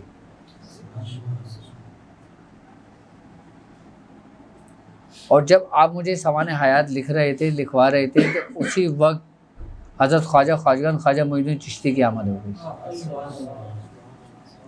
اور ایسے تقریباً 1000 مشاہدے اس میں لکھے ہیں ان کے ان بزرگوں. ابھی میں نے صرف ایک بتایا آپ کو. یہ وہ نہیں جو خیالوں میں ہو رہا ہے, یہ وہ نہیں جو آنکھ بند کر کے ہو رہا ہے, کھلی آنکھوں سے یہ وہ ہو رہا ہے جو سب دیکھ رہے ہیں. سب دیکھ رہے ہیں کھلی آنکھوں سے. اس ڈائری میں ایک بات اور لکھی ہوئی تھی, اس ڈائری میں ایک بات اور لکھی ہوئی تھی, وہ یہ لکھی ہوئی تھی کہ اس وقت حضرت شیخ ابو الحسن شاذلی کی جو ڈیوٹی لگی ہے وہ امریکہ کے اندر لگی ہوئی ہے.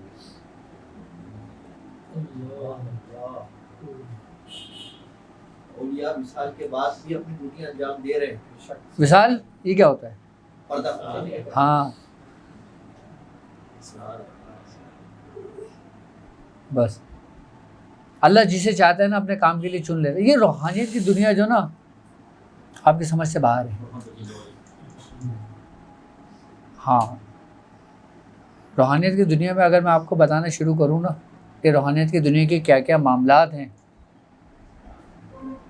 آپ بولیں گے واجد بھائی بس. لوگ تو صرف یہ سمجھتے ہیں کہ جی اتنے ابدال ہیں تو اتنے کتب ہیں تو اتنے یہ ہیں تو اتنے یہ ہیں اتنے وہ ہیں, بس صرف. جبکہ اگر حقیقتاً دیکھا جائے تو ان کے باقاعدہ طور پہ ظاہری بھی نام ہے اور ان کے باطنی بھی نام ہے. ان کا پورا ایک شیڈیول ہے, ان کی پوری ایک ترتیب ہے روحانیت کی دنیا کی. آپ روحانیت کو کیا سمجھتے ہو؟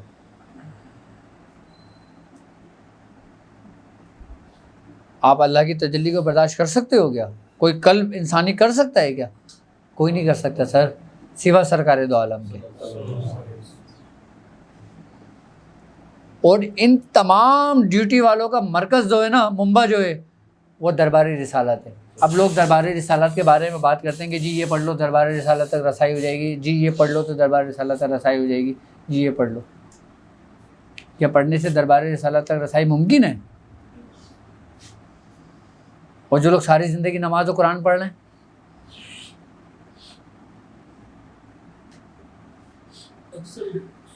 سر ایک محل آپ نے دیکھا ہے کیا؟ آپ ان سب کو بتا سکتے ہو کہ وہ محل کس جگہ پر موجود ہے, کہاں موجود ہے, کیسے موجود ہے, اور میں کیسے گیا تھا اس راستے پر؟ اور ایک میں اتنی موٹی کتاب دے دوں گا اس میں پورا لکھا ہوا ہو, آپ کس کو فالو کرو گے؟ اس شخص کو جو وہ محل جانتا ہوگا یا اس کو جو وہ کتاب لے کر آ رہا ہوگا؟ وہ شخص جو نہیں جانتا ہو. اچھا یہ سارا ایک ترتیب وار ہے.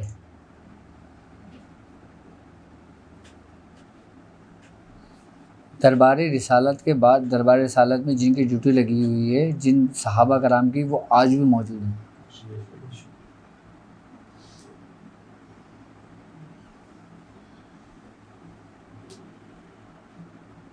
حضرت شیخ عبداللہ ابن مسعود رضی اللہ تعالیٰ عنہ.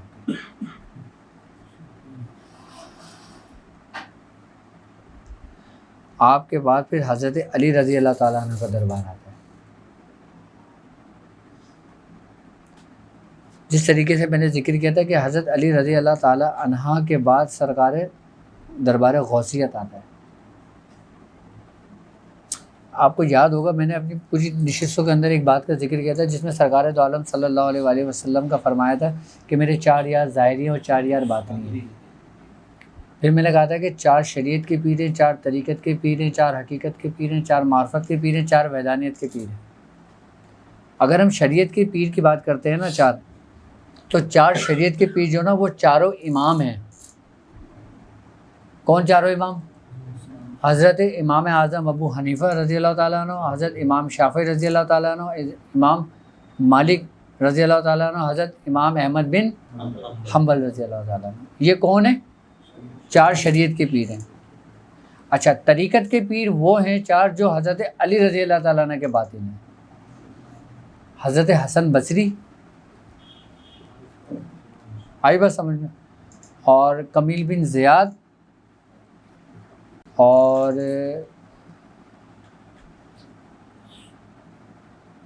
حسن بصری ہے, کمیل بن زیاد ہیں,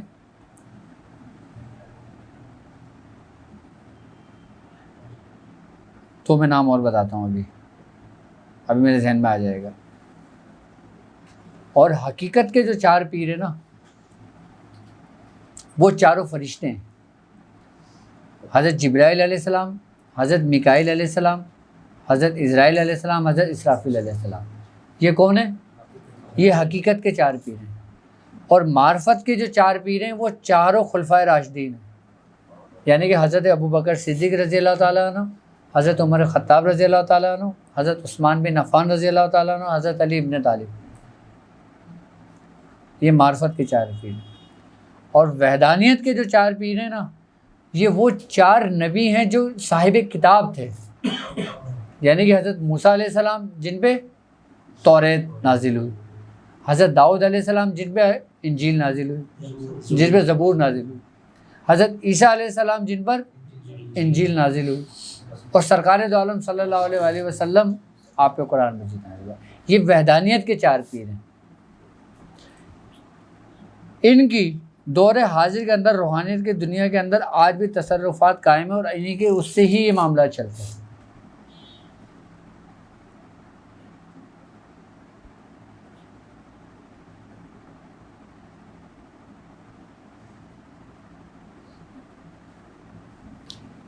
یہ روحانیت کی دنیا جو ہے نا یار، ایک چھوٹا سا علاقہ ہے یہ بفر زون، ٹھیک ہے. یہاں کا تھانہ الگ ہے، یہاں کے معاملات الگ ہیں، یہاں پہ کرائم ہوتے ہیں، اور یہاں پہ پولیس ہے. اچھا پولیس میں بھی کیا ہوتا ہے کہ بھائی کوئی سپاہی ہے، کوئی کانسٹیبل ہے، کوئی ASI ہے، کوئی SHO ہے، کوئی DSP ہے، کوئی SP ہے، کوئی DIG. سارے ایک پوری کڑی بنی ہوئی ہے، پوری ایک ترتیب ہے.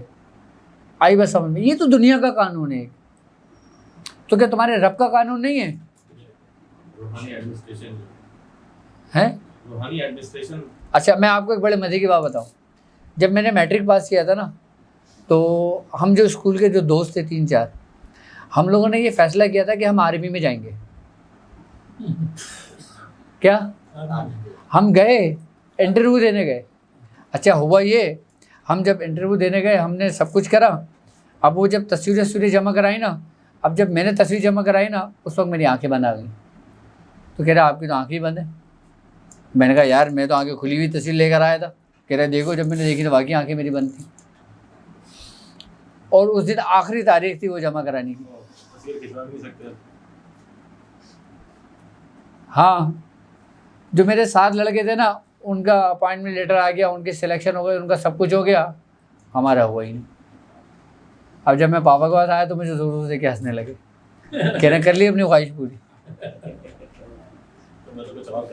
ہاں وہ آج بھی بیچارے آرمی میں پھنسے ہیں. وہ کہتے ہیں کہ پھنسانے والے واجد تم ہی ہو. ہاں تو ہمارا نہیں ہوا، ان کا ہو گیا تو وہ چلے گئے تھے. ہمارے ساتھ تو ایسے معاملات ہوئے تھے. لیکن روحانیت کی دنیا ایک پر اسرار دنیا ہے، عجیب دنیا. اچھا جو سلاسل کے لوگ ہیں نا، جو سلاسل کو سمجھتے ہیں، خانوادے کو سمجھتے ہیں، وہ ان رستوں کو بہت اچھی طریقے سے جانتے ہیں. چراغ کا کیا ہوا؟ ہاں چراغ شاہی جب میاں حضور کو ملا تو میاں حضور بہت خوش. میاں حضور نے مجھے بلایا کہ واجد ادھر آؤ، یہ چراغ اٹھاؤ اور یہ اندر رکھ کر آؤ. اچھا جب اندر لے آ کے رکھا، میاں حضور مطلب پہ مریض ہو دینے لگے. جب فارغ ہو کر آئے مجھ سے کہنے لگے تمہیں پتہ ہے کیا ہے یہ؟ مجھے کیا پتہ ہے کیا ہے؟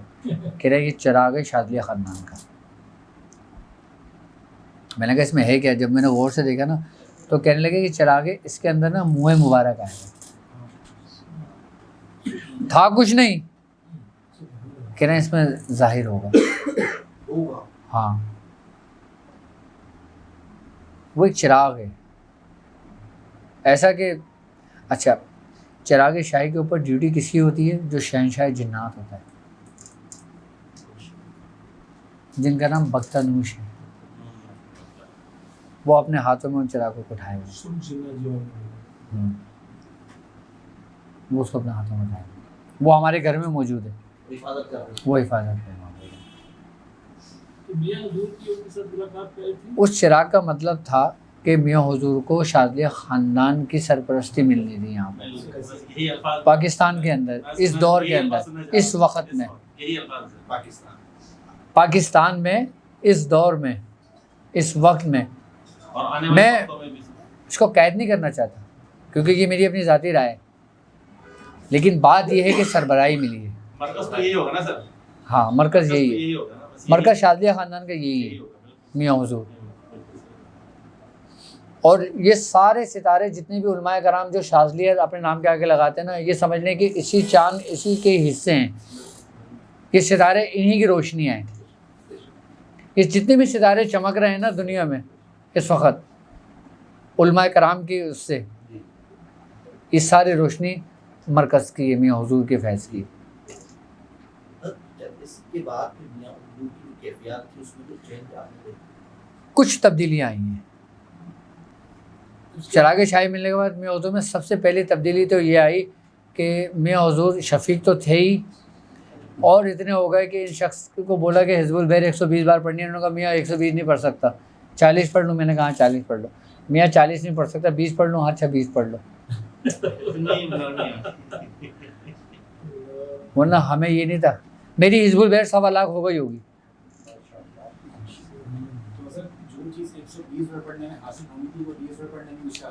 بھائی اجازت کس کی ہے؟ یہ دیکھو، دیکھی جاتی ہے نا.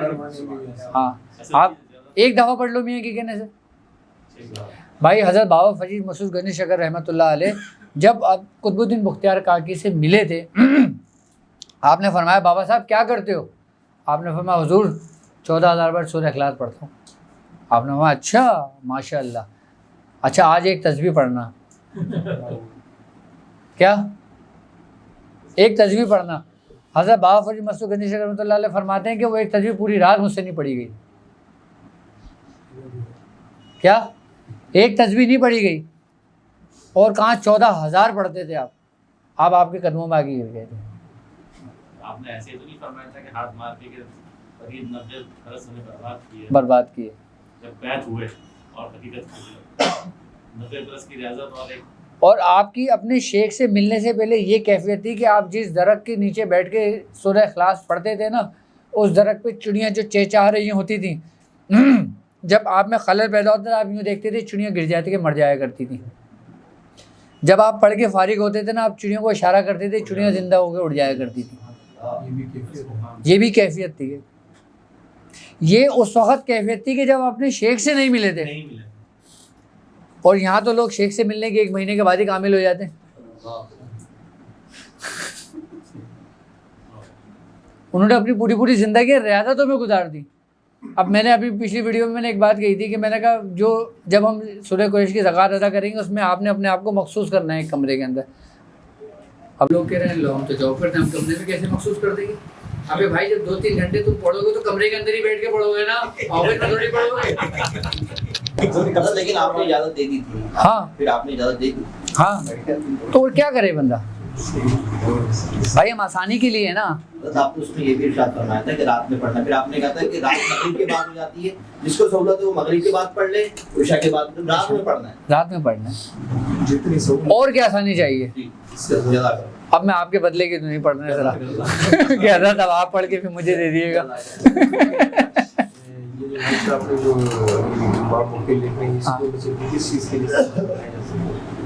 کون سا نقش؟ باموکل جو نقش 15 کا نقش باموکل نقش سمجھ لیں کہ آپ کے دل و دماغ کے اندر جو کام ہے نا اس کام کے لیے استعمال ہو سکتا ہے. اس کی سب سے بڑی بات یہ ہوتی ہے کہ جو باموکل جو نقش ہے نا، جو 45 کا جو نقش ہے، یہ آپ کی روحانیت میں ترقی کے لیے ہے. یعنی کہ آپ جو کچھ پڑھ رہے ہیں نا، جو کچھ کر رہے ہیں نا، وہ چیز ضائع اور رجت میں نہیں آئے گی. ہاں سارے عمل جی آپ کے سارے کیا سی 4 ہی تو ہیں گنتی جنتی کے. ہاں بھائی ایک پریکٹس کر رہے ہو آپ لوگ، سورہ قریش پڑھ رہے ہو اور 45 کا نقش لکھ رہے ہو، اور چوتھا کام کیا کر رہے ہو؟ آپ چوتھے کام میں صرف میتھولوجی سن رہے ہو بس.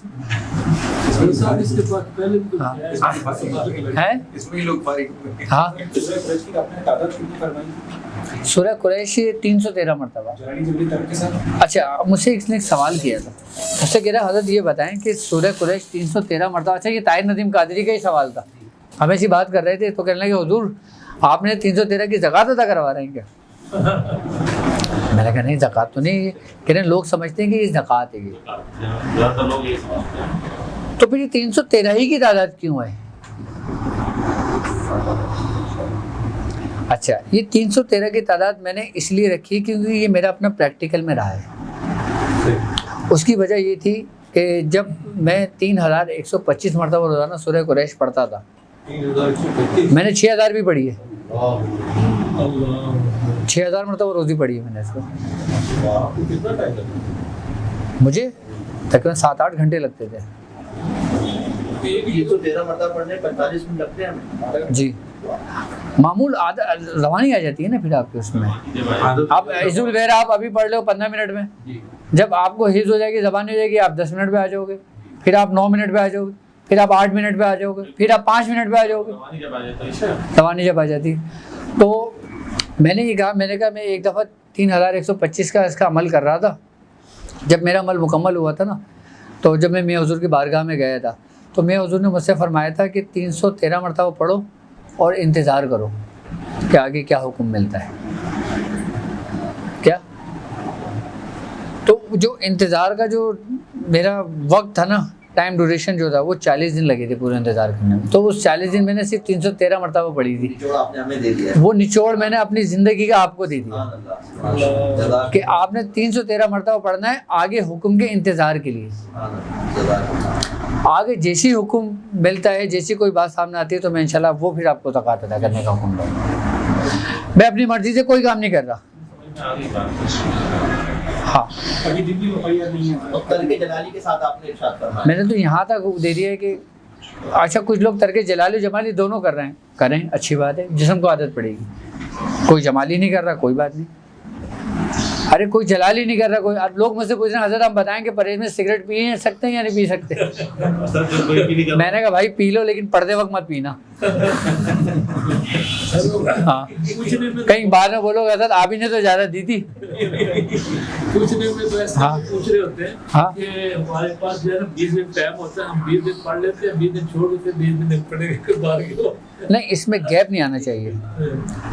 آپ کا ایک دن دوسرے دن سے ایسے جڑا ہوا ہے جیسے ایک زنجیر، ایک کڑی دوسرے کڑی سے جڑی ہوئی ہے. اگر ایک کڑی دوسرے کڑی سے جڑ کے پوری زنجیر بن رہی ہے، بیچ سے ایک کڑی نکال دو وہ زنجیر رہے گی؟ نہیں رہے گی. اگر آپ کا دن کوئی گیپ ہوتا ہے نا تو اس کی مثال ایسی ہے، آپ نے پھر زنجیر دوبارہ بنانی ہے. اگر دوسرے دن زیادہ پڑھ لی جائے تو نہیں بنے گی. ایک دن چھوڑ دیے 313 مرتبہ کی تعداد مکمل کر لیں، اس کے بعد پھر لا تعداد جتنا چاہو پڑھ لو. اب سورہ مزمل میں پڑھتا تھا 120 مرتبہ روز. اب ہوا یہ کہ میاں حضور نے مجھے بلایا تو مجھ سے کہا کہ اب وہ سورہ مزمل 120 نہیں پڑھنا، اب سے 11 مرتبہ پڑھنا ہے. اچھا میں ڈر گیا. میں نے کہا مجھ سے کوئی غلطی ہو گئی ہے، مجھ سے کوئی ایسی بات ہو گئی ہے کہ جس سے آپ ناراض ہو گئے. کہہ رہے نہیں تم ابھی 11 مرتبہ پڑھو بس جاؤ. اب ہمیں عادت تھی، اب میاں کا حکم تھا، پڑھ بھی نہیں سکتے تھے. اب ہم نے کیا کرا، 2 رکعت نماز نفل پڑھی. پہلی رکعت میں 60 مرتبہ سورہ مزمل پڑھ لی، دوسری میں 60 مرتبہ پڑھ لی. آئی بس سمجھ میں. اب ایسے میرے تقریباً 2 مہینے گزر گئے. میں نے مجھے بلایا، کہہ رہے کہ تم کیا کر رہے ہو؟ میں نے کہا نہیں میں تو 11 مرتبہ سورہ مزمل پڑھ رہا ہوں. کہہ رہے اچھا اور جو نماز میں پڑھ لو. میں نے کہا وہ نماز میں پڑھ رہا ہوں. وہ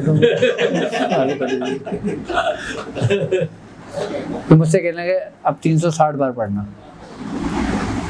پھر 360 بار پڑھوائی ایک دن میں. 120 کی تعداد شروع میں تعداد 40 سے 92 سے 117 مرتبہ، 117 سے 120 مرتبہ، 120 مرتبہ سے 360 مرتبہ. یہ سورۃ قریش اس کے لیے جگہ ایک ہی ہونی چاہیے یا بندہ کہیں چلا جاتا ہے تو اس کو مجبوری کی حالت میں اگر بندہ کہیں دوسرے شہر چلا جاتا ہے یا دوسرے گاؤں چلا جاتا ہے تو وہ وہاں پڑھ لے، یا مسجد میں ہوتا ہے تو وہ مسجد میں اس کو پڑھ لے. اگر اس دوران یعنی کہ مغرب سے لے کے صبح تک وہ سفر میں ہو گئے وہ سفر میں پڑھ لے وضو کر کے. اس کے لیے سارا کرنا ضروری ہے. اللہ نے آپ کا اشارہ کر دیا، آپ کیا کرو گے؟ اب سردی و گرمی سے ہم نے محفوظ کر دیا تو اشارہ تمہارا اللہ نے خود باندھ دیا. سورہ قریش کو بھی لوگ سمجھتے نہیں ہیں. जिस दिन लोग सूरह कुरैश को समझ लेंगे ना, उस दिन सब कुछ पढ़ना छोड़ देंगे सूरह कुरैश के चक्कर में। इसकी रुख इसका रुख किससे मदीना मुनव्वरा की जानिब रख लें। हाँ, सूरह कुरैश बामौकल भी पढ़ी जाती है, सूरह कुरैश सादी भी पढ़ी जाती है। सूरह कुरैश 45 के नश के जो मौकलान हैं ना, उन नामों के साथ एक ख़ास तरतीब के साथ भी पढ़ी जाती है। 45 के नश जो 15 का नश है ना, ये 15 का नश और सूरह कुरैश समझ लें कि इनका ताल्लुक ऐसे है आपस में। ये आपने इरशाद फरमाया था, इसके बाद में बताऊंगा। हाँ। अब 1100 तरीके कार हैं जी, बताऊंगा। 1100 तो इसके ज़ाहिरी हैं, और सूरह कुरैश वो खैर बात की बातें छोड़ते हैं उसको। अगर आप डॉट की प्रैक्टिस ही देखते हैं ना, तो आप प्रैक्टिस के बाद ही सूरह कुरैश पढ़ सकते हैं। अच्छा, डॉट को देखते हुए पढ़ सकते हैं? क्या जी? डॉट को देखते हुए पढ़ सकते हैं? तो डॉट को देखते हुए इतना होश होता है आपको क्या? क्या सूरह कुरैश पढ़ें? आगे पीछे जो है ना, जो हट जाती है, तो वो उसको देखते हुए जो है ना, जब तवज्जो हट जाए तो एक दफ़ा सूरह कुरैश पढ़ लें, फिर तवज्जो कर लें।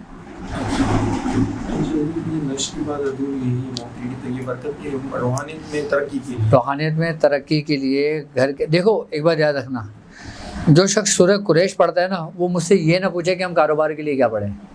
जरूरत नहीं है, सब चीज़ इसी में है। अगर वो थोड़ा सा भरोसा कुछ दिन कर लेता है ना, उसको कुछ भी पूछने की ज़रूरत ही नहीं। अपने रोज़ी रिज़्क़ के मामले में, अपने घर के मामले में, तस्खीर के मामले में उसको ज़रूरत ही नहीं कुछ कहने की, कुछ पूछने की।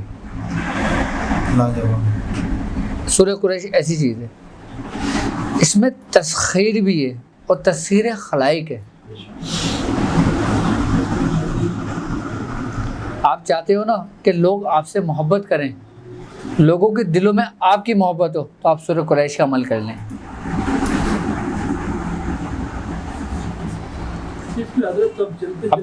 बीच में रुकावट आ जाती है,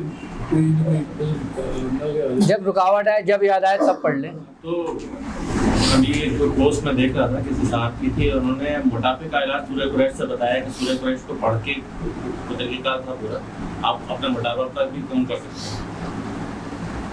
इससे बहुत कुछ कर सकते हो अगर आपको तरीके पता हैं तो। मियाँ हुजूर को इसके साथ साथ 7 नगीने मिले थे। नगीने समझते हो?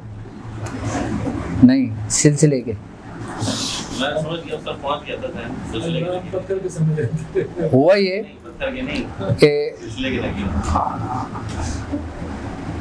मियाँ हुजूर के पास वो 7, जैसे हीरा होता है ना, हीरा, इस तरीके से 7 नगीने मियाँ हुजूर ने मुझे दिखाए थे। मैंने अपने हाथ में लेके देखे थे बाकायदा वो, और मुझे नहीं पता कि और किसी ने देखे हों या ना देखे हों, मुझे नहीं लगता किसी ने और देखे हों। जब वो मियाँ हुजूर को मिले थे ना, उस वक्त मियाँ हुजूर ने सबसे पहले मुझे बुला के मुझे दिखाया था, मुझे बताया था। वो क्या है उसके बारे में मैं तफसीली बताऊंगा कि एक एक ख़ानदान, वो कौन कौन सा ख़ानदान है, किन किन बुज़ुर्गों की अता से वो मिला है। और वो मिले थे मियाँ हुजूर को दरबारी रिसालत से, वहाँ से मियाँ हुजूर को मिले थे बाकायदा। और जब मियाँ हुजूर हथेली पे रखे हुए थे ना, चांद और सूरज की रोशनी भी मानन पड़ेगी उसके आगे, ऐसे थे वो जब मैंने उसको देखा था। मियाँ हुजूर के बड़े राज और इसरार मैंने अपने सीने में दफन किए हैं, लेकिन इतना ही बताया जाए जितना लोगों को हजम हो जाए,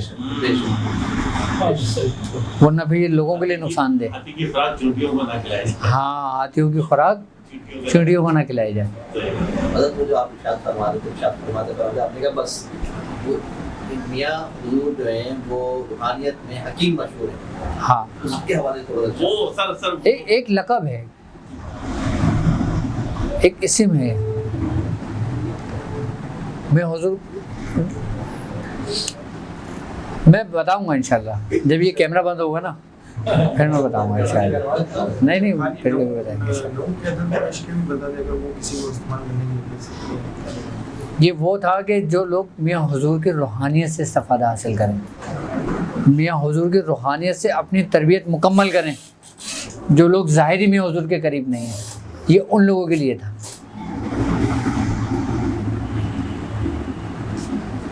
یہ ان لوگوں کے لیے وہ بات تھی. حضرت آپ نے کئی جگہ ویڈیوز میں 2-3 جگہوں پہ آپ نے فرمایا کہ آپ کو شجرے کا علم بھی عطا کیا گیا. شجرے کا علم ایک بہت وسیع علم ہے, لوگ اس سے غافل ہیں.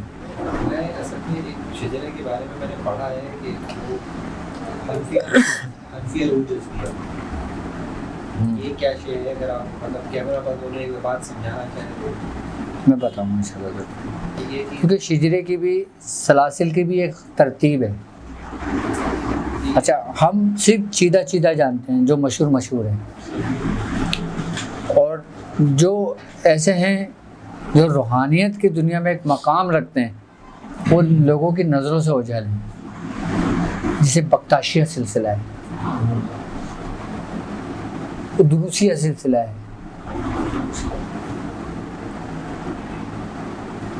آئی بس سمجھ میں, ایسے بہت سلاسل ہیں جو محفوظ پوشیدہ کر دیے گئے. یہاں پہ ہم اتنے سارے لوگ بیٹھے ہیں اور بھی لوگ وابستہ ہیں آپ سے, اس میں بھی سن رہے ہیں آپ سے پوری دنیا کے اندر کئی سلاسل سے وابستگی. کیا وجہ ہے کہ لوگ جو ہے وہ اپنے سلسلے کے ہوتے ہوئے مختلف سلاسل کی طرف چلے جاتے ہیں, وہاں سے فیض حاصل کر کے اپنے سلسلے میں تو رہتے ہی ہیں, لیکن دوسرے سلاسل سے اکتساب فیض حاصل کر لیتے, چاہے وہ اذکار کی صورت میں ہو, توجہ کی صورت میں ہو, یا بیت برکت کی صورت میں ہو. تو کیا ان کا حصہ وہاں پہ بھی ہوتا ہے اور وہاں پہ بھی ہوتا ہے؟ دیکھیں, میں آپ کو ایک بات بتاؤں کہ حضرت داتا گنج بخش رحمۃ اللہ علیہ, آپ کے بارے میں کہ آپ نے کم و بیش شاید 300 جگہ پہ یا 700 جگہ پہ بیت طلب لی تھی, بیت برکت لی تھی مختلف بزرگوں سے, جس کو تعریف کہتے ہیں, جس کو طالب کہتے ہیں, بیت طلب کہتے ہیں. تو اب میں اگر اپنی بات کرتا ہوں نا, میں نے اپنی پوری زندگی میں میاں حضور کے علاوہ کسی اور کا چہرہ نہیں دیکھا. جو کچھ بھی دیکھا نا وہ انہی میں دیکھا. ان سے ہٹ کر اگر مجھے کچھ دکھایا گیا تو میں نے نہیں دیکھا.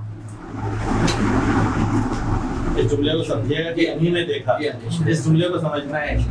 ان سے ہٹ کر اگر دکھایا گیا تو میں نے نہیں دیکھا. ایک دفعہ میرے ساتھ ایک معاملہ ہوا کہ میں پڑھتے پڑھتے نا اونگ آ گئی مجھے. اچھا, میں کیا دیکھتا ہوں کہ میں جو نا اپنی والدہ سے جو نا لڑ رہا ہوں, کیا کر رہا ہوں, جیسے حجت کر رہا ہوں ان سے کسی بات پہ. تو ان کے, ہماری والدہ کا, جو چھوٹی والدہ ہے ہماری, ان کا انتقال ہو گیا, تو ان سے میں اس کی حجت کر رہا ہوں. تو وہ مجھ سے کہہ رہی ہیں کہ تو اپنے باپ کو جا کے بتا. کیا اپنے نہیں, انہوں نے یہ الفاظ کہے اس مشاہدے کے اندر کہ تو اپنے باپ کو جا کے بتا یہ بات کہ جو تو ہم سے کر رہا ہے نا. اچھا, پاپا ایک کمرے میں ماما ایک کمرے میں بیٹھی ہماری, دوسرے کمرے میں ہمارے پاپا پڑھائی پہ بیٹھتے تھے. وہ پاپا کا پڑھائی کا کمرہ تھا. اچھا, پاپا جب پڑھائی پہ بیٹھتے ہیں نا تو رات کا ٹائم ہوتا ہے نا, پاپا بنیان پہنے ہوتے ہیں اور تسبیح ہاتھ میں ہوتی ہے, وہ اپنے مصلے پہ بیٹھ جاتے ہیں.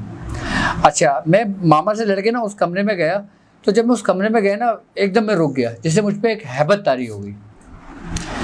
اچھا, میں رک گیا. میں رکنے کے بعد یہ اس مشاہدے میں ہو رہا ہے, تو مجھے حکم ہو کہ آ جاؤ اندر. جب میں اندر آیا نا تو مجھ سے کہنے لگے, ایک آواز آئی کہ سرکار دو عالم صلی اللہ علیہ وآلہ وسلم موجود ہیں بیٹھے ہوئے. تو جب میں نے یہ سنا نا تو پاپا نہیں تھے اس مسئلے پہ نا, پاپا نہیں تھے, سرکار دو عالم صلی اللہ علیہ وآلہ وسلم بیٹھے ہوئے تھے. آپ, ہاں, آپ بیٹھے ہوئے تھے. اچھا, میں پھر جو نا رونے لگا, اور میں نا جیسے بچہ روتا ہے نا, آپ الٹی پالٹی مار کے بیٹھے ہوئے, اور میں زاروں قطار نا آپ سے رو رہا ہوں, وہ کہہ رہا ہوں یا رسول اللہ دیکھیں انہوں نے میرے ساتھ ایسا کیا, یا رسول اللہ دیکھیں ایسا کیا, یا رسول اللہ دیکھیں ایسا کیا. تو آپ میرے کمر سے لا رہے ہیں اور میرے کمر سے لا کے بول رہے ہیں اللہ بہتر کرے گا, اللہ بہتر کرے گا. اور آپ کی جو زلفوں سے پانی تھا نا وہ میرے اوپر ٹپک رہا تھا. میں کس کے پاس گیا تھا؟ میں حضور کے پاس گیا تھا. اور پھر میں یہ بات کر رہا ہوں ان سے کہ رو رہا ہوں دارا کرنا. پھر میں نے اٹھایا, میں نے کہا یا رسول اللہ دیکھیں یہ میری بیوی ہے. آپ نے بیٹا اٹھایا اور نظر اٹھائی اور دعا دی.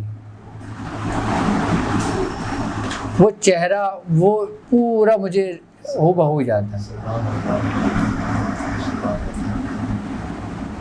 آئی بات سمجھ میں. تو وہ میں نے معاملہ دیکھا, اور اور جب میری آنکھ کھلی نا تو میرا سارا گیلا ہوا تھا، میں نے سیدھا کر کے نا اپنی زبان پہ ٹاٹ لیا تھا۔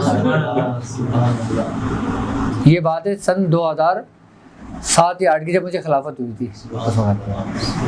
اچھا ایک ہمارے ایک پیر بھائی ہیں، انہوں نے بھی یہ اسی طریقے کا ایک خواب دیکھا تھا۔ وہ شیخ الحدیث ہیں، میں ان کا نام نہیں لے رہا کیونکہ ان کا مشاہدہ ہے۔ شیخ الحدیث ہیں، ہزاروں کی تعداد میں ان کے علماء کرام موجود ہیں۔ انہوں نے مجھے بھی یہ بات بتائی اور میاں کو بھی بتائی تھی، اور انہوں نے باقاعدہ اجازت لے کے مجھے کہا تھا۔ وہ یہ کہتے ہیں کہ میاں حضور میں نے خواب میں یہ دیکھا کہ ایک بہت بڑا دربار لگا ہوا ہے، اور مجھ سے کہنے والے کہہ رہے ہیں کہ یہ دربار رسالت، آپ یہاں جاؤ، سرکار دو عالم صلی اللہ علیہ وسلم موجود ہیں۔ کہنے لگے کہ جب میں اس دربار کے اندر داخل ہوا نا تو میں کیا دیکھتا ہوں کہ اس دربار کے اندر نا میاں حضور بیٹھے ہیں اور کوئی بھی نہیں ہے باقی۔ تو کہہ رہے ہیں، میں تو کہہ رہا ہوں کہ یہاں پہ یار سرکار دو عالم کا جا رہے ہیں، یہاں تو میاں حضور بیٹھے ہیں۔ کہنے لگے پھر میں میاں حضور کے پاس بیٹھ گیا اور میں بھی زاروں قطار رونے لگا۔ پھر جب انہوں نے یہ بات بتائی تھی نا، پھر میاں حضور نے ان کو میرا والا مشاہدہ ان کو بتایا تھا، تو ان کو ایسے پتہ چلا تھا، پھر انہوں نے مجھے بتایا تھا کہ مجھے میاں حضور نے بتایا۔ تو میں نے کہا تمہیں کیسے بتائی یہ بات؟ کہنے مجھے میاں حضور نے بتایا۔ میں نے کہا تمہیں کیوں بتایا؟ کہنے میرے ساتھ ایسا ہوا تھا۔ تو بات کیا ہے کہ راستہ سارا یہی ہے وہاں تک پہنچنے کا۔ جو شخص اپنے شیخ میں سب کچھ دیکھتا ہے نا، پھر وہ اپنے شیخ کی ہی بارگاہ سے اس بارگاہ میں داخل ہوتا ہے۔